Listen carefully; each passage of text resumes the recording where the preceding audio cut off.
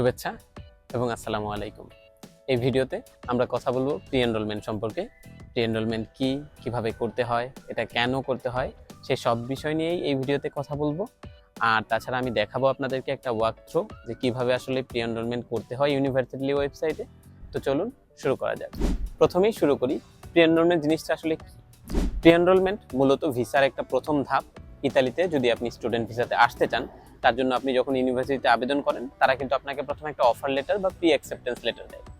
তো আপনি হয়তো বা 3টা বা 4টা ইউনিভার্সিটি থেকে প্রি অ্যাকসেপ্টেন্স লেটার বা অফার লেটার পেতে পারেন, কিন্তু আলটিমেটলি আপনি কিন্তু ভর্তি হতে পারবেন মাত্র একটা বিশ্ববিদ্যালয়ে। তো যেই বিশ্ববিদ্যালয়টা আপনি চুজ করছেন, সেখানেই কিন্তু আপনি প্রি এনরোলমেন্ট বিষয়টা করবেন। প্রি এনরোলমেন্ট মূলত আপনার বিশ্ববিদ্যালয়কে শিওর করা যে আপনি এই বিশ্ববিদ্যালয়ে এই কোর্সটাতেই ভর্তি হচ্ছেন, এবং যখন ইউনিভার্সিটি কিন্তু এটাকে অ্যাপ্রুভ করে, তখন কিন্তু সেটাকে আবার এম্বাসিতেও পাঠিয়ে দেওয়া হয়। এম্বাসি বলতে আমাদের দেশের এম্বাসি, যেখানে আপনি আবেদন করবেন সেখানে পাঠিয়ে দেওয়া হয়। তার মানে তারাও কিন্তু জেনে যায় যে আপনি আসলে এই ইউনিভার্সিটিতে এই সাবজেক্টটাতে ভর্তি হয়েছেন। তো এটাকে বলা যেতে পারে যে ভিসার একটা প্রথম ধাপ। তো প্রি এনরোলমেন্ট আবেদনের জন্য আপনার কোন ডকুমেন্টগুলো দরকার হয়, এখানে কিন্তু আপনার ওই ডকুমেন্টগুলোই আপনি দেবেন, আপলোড করবেন ভার্সিটিতে আবেদন করার জন্য যেই ডকুমেন্টগুলো অ্যাটাচ করেছিলেন। তো তাছাড়াও এখানে কিন্তু আপনি ভার্সিটি থেকে পাওয়া প্রি অ্যাকসেপ্টেন্স লেটারটাও কিন্তু এখানে অ্যাটাচ করে দেবেন। তার মানে আপনি ভার্সিটিতে আবেদনের সময় যেই ডকুমেন্টগুলো দিয়েছিলেন প্লাস ভার্সিটির প্রি অ্যাকসেপ্টেন্স লেটার, এই জিনিসগুলো কিন্তু এখানে দেবেন। এবং তার সাথে আপনার যে কিমিয়া ভেরিফিকেশন এবং কম্পারেটিবিলিটি, সেই সার্টিফিকেটগুলোও কিন্তু আপনি এখানে অ্যাটাচ করে দেবেন। তো এখানে প্রি এনরোলমেন্টের আবেদনটা যখন আপনি করবেন, তখন কিন্তু আপনি এটা এনশিওর করবেন যে সবগুলো ডকুমেন্ট আপনি দিয়েছেন এবং ঠিকঠাক দিয়েছেন। কারণ প্রি এনরোলমেন্টের এই আবেদনটা ইউনিভার্সিটি থেকে অ্যাপ্রুভ করতে কিন্তু অনেক সময় লেগে যায়। আপনি হয়তো আবেদন করে ফেললেন 2 মিনিটে, কিন্তু এটা অ্যাপ্রুভ করতে মাঝে মাঝে 1 থেকে 2 মাস সময় নেয় ইউনিভার্সিটি। তাই একটা ভুল যদি আপনি করে ফেলেন, তাহলে সেই ভুলটাকে শোধরাতে কিন্তু আবার অনেক বেশি সময় লেগে যাবে। তো আমি প্রসেসটাতে ফিরে আসি। আপনি যখন প্রি এনরোলমেন্টের আবেদনটা করলেন সব ডকুমেন্ট জমা দিয়ে, তখন কিন্তু ইউনিভার্সিটি এটাকে অ্যাপ্রুভ করতে হবে। অ্যাপ্রুভ করলে আপনার কাছে একটা কপি আসবে ইমেইলে, যেটাকে বলে প্রি এনরোলমেন্ট সামারি। ভিসা আবেদনের সময় এটা কিন্তু আপনার জমা দিতে হবে। এবং আরেকটা কপি এই সব ডকুমেন্টের প্লাস আবেদনের, এটা কিন্তু চলে যাবে আপনি যেই দেশের এম্বাসি থেকে আবেদন করছেন সেই দেশে। সেটা কিন্তু আপনার প্রি এনরোলমেন্টের সময় চুজ করতে হয় যে আপনি কোন এম্বাসি থেকে আবেদন করছেন। তো সেই এম্বাসিতেও কিন্তু একটা কপি চলে যাবে। তো প্রি এনরোলমেন্ট সম্পর্কে একটা ধারণা আমি আপনাদেরকে দিলাম। এখন আমি প্রি এনরোলমেন্ট প্রসেসটা কিভাবে কাজ করে, কিভাবে প্রি এনরোলমেন্ট আপনি করবেন, সেটা কিন্তু আমি স্টেপ বাই স্টেপ একটা ওয়াক থ্রু প্রসেসে আপনাদেরকে স্ক্রিন রেকর্ড করে দেখাচ্ছি। প্রথমেই আমরা ইউনিভার্সিটি ওয়েবসাইটটাতে ঢুকেছি। এরপরে আমরা এখানে ইউজার অ্যাভেটার আইকনটাতে ক্লিক করি। এখানে গেলে কিন্তু আমার সাইন ইন বা লগ ইন পেজে নিয়ে যাবে। তো আমার তো সাইন ইন, আমি রেজিস্টার করব। আমি আমার ফর্মের যতগুলো ডাটা আছে সেগুলো ফিল আপ করি।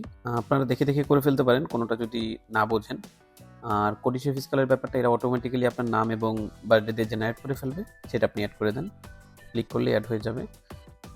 বাকি সব আমি ফিল ইন করে ফেলতেছি আমার ডিটেলসগুলো।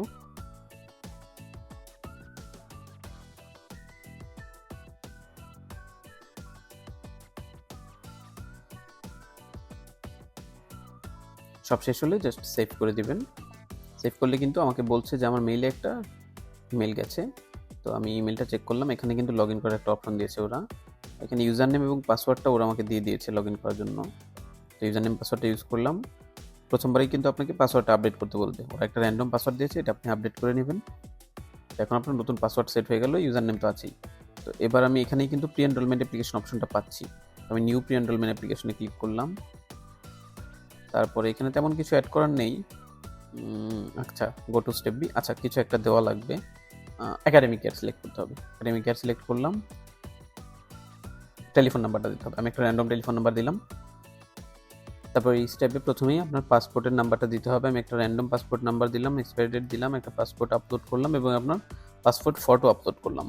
তারপরে এম্বাসি অফ বাংলাদেশ সিলেক্ট করলাম, এম্বাসি আতা Dhaka. I want to enrol in a study course, university select করলাম, ইউনিভার্সিটি চুজ করলাম। এখানে ব্যাচেলর হলে লরিয়া আর মাস্টার্স হলে লরিয়া ম্যাজিস্ট্রালে। কোর্স নেমটা অটোমেটিক্যালি চলে আসছে, সেটা দিয়েছি। এই অ্যাকাউন্ট নাম্বারটা কিন্তু আপনার ইউনিভার্সিটি থেকে বলে দেওয়া থাকবে, সেটা অফার লেটারও থাকতে পারে। এবার আমরা সবগুলো ডকুমেন্ট আপলোড করবো যেগুলো আপনি ইউনিভার্সিটি অ্যাপ্লিকেশনের সময় আপলোড করেছিলেন, এবং তার সাথে কিন্তু আমি কিমিয়া এবং প্রি অ্যাকসেপ্টেন্স লেটারটাও আপলোড করে দিব। তো প্রথমেই ব্যাচেলর, প্রফেশনাল সার্টিফিকেট এবং কোয়ালিফিকেশন ইত্যাদি আমি আপলোড করছি। আপনারা দেখতে পাচ্ছেন কীভাবে চুজ করছি। প্রথমত কোয়ালিফিকেশনের টাইপটা চুজ করছি, তারপর সেই টাইপের ফাইলটাই আপলোড করছি এবং একটা কোয়ালিফিকেশন নেম দিয়ে দিচ্ছি। নেমটা ম্যাটার করে না, আপনি আপনার পছন্দ মতো একটা নাম দিতে পারেন, তবে রিলিভেন্ট নামই দিন। তো এইভাবে আমি সবগুলো আপলোড করে নিচ্ছি একটার পর একটা।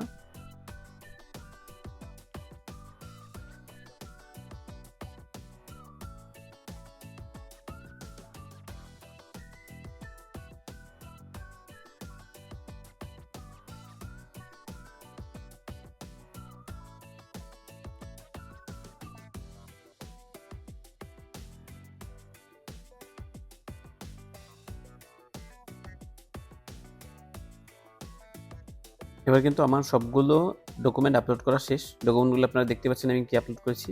Bachelor provisional certificate, bachelor transcript, pre acceptance letter, কিমিয়া কম্প্যাটিবিলিটি এবং ভেরিফিকেশন। তারপর আমি আপলোড করেছি আইএলটিএস, রিকমেন্ডেশন লেটার এবং সিভি। আপনি যদি ব্যাচেলরের অ্যাপ্লিকেন্ট হন সেক্ষেত্রে আপনি এইচএসসির মার্কশিট এবং এইচএসসির সার্টিফিকেট আপলোড করবেন, এবং তার সাথে কিন্তু আপনি অবশ্যই টলক সার্টিফিকেটটাও আপলোড করে দিবেন আদার অপশন চুজ করে। তো যেহেতু এটার জন্য কোনো অপশন নেই, তো আদার অপশন চুজ করতে হবে। ঠিক যেমন আপনি দেখতে পেলেন যে আমি প্রি অ্যাকসেপ্টেন্স লেটারটাও কিন্তু আদার অপশন চুজ করে দিয়েছি। এবার আমরা ফাইনাল স্টেপটাতে চলে যাই। এই স্টেপে আপনি কিন্তু প্রত্যেকটা জিনিস আরেকবার চেক করে নিতে পারবেন। যদি কোনো সমস্যা থাকে ব্যাকে যান, না হলে just apply for the pre এনরোলমেন্টে ক্লিক করেন। তো আমাদের ক্ষেত্রে আমি যেহেতু অ্যাপ্লাই এখন করছি না, আমি just back to the home page চলে যাচ্ছি। তো এখানে গেলে আপনি এই জায়গাটাতে কিন্তু আপনার প্রি এনরোলমেন্ট অ্যাপ্লিকেশনটা দেখাবে। তো আমার ক্ষেত্রে দেখাচ্ছে না, কারণ আমি সাবমিট করিনি। তো প্রি এনরোলমেন্টের প্রসেস মোটামুটি এইটুকুই। এটা খুব সহজ প্রি এনরোলমেন্ট করা, কিন্তু আপনারা জাস্ট মেক শিওর করবেন এই সহজ জিনিসটা করতে গিয়ে আপনি যেন কোথাও ভুল না করেন, কারণ তাহলে কিন্তু আপনার এই প্রি এনরোলমেন্টের আবেদনটা অনেক দীর্ঘসূত্রিতা তৈরি হবে বা লেট হয়ে যাবে আপনার ভিসা আবেদনের জন্য। তাই এটা মেক শিওর করবেন যে আপনি সবকিছু ঠিকঠাক দিয়েছেন। আবারও বলছি, চেক, ডাবল চেক। তো আশা করি আপনি প্রি এনরোলমেন্টের প্রসেস সম্পর্কে এখন বুঝতে পেরেছেন। আর যদি কোনো প্রশ্ন থেকে থাকে আমাকে অবশ্যই জানাবেন ইউটিউবের কমেন্টে, কিংবা আমার ফেসবুক পেজেও আপনারা আমাকে মেসেজ করে জানাতে পারেন যদি আপনারা কোনো সমস্যা ফেস করেন। আমি চেষ্টা করব আপনাদেরকে সাহায্য করতে। দেখা হবে পরবর্তী ভিডিওতে। আপনার ভিসা আবেদনের জন্য শুভকামনা।